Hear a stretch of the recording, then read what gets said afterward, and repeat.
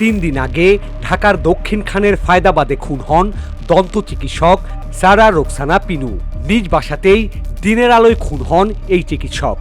এ সময় বাসার জানালার গ্রিল কাটা ছিল।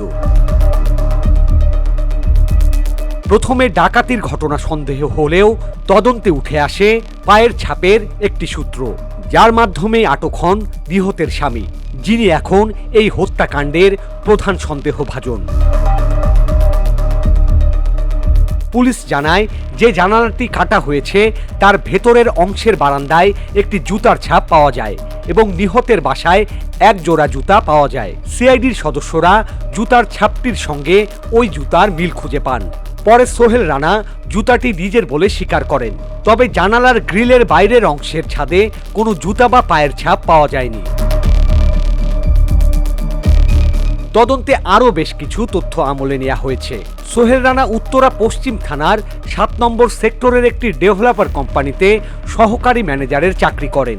মেয়ের স্কুল থেকে ফোন দেওয়ার পর তিনি বাসায় আসেন।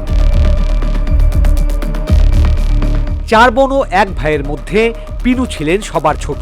পিনুর 16 বছরের ছেলে সালেহিন ওহি মাদ্রাসায় 8ম শ্রেণীতে পড়ে এবং 10 বছরের মেয়ে হাসিন ওয়ামি 3য় শ্রেণীর ছাত্রী। পিনুর পরিবারের দাবি, স্বামী সোহেল রানার সঙ্গে পিনুর সম্পর্ক ভালো ছিল না।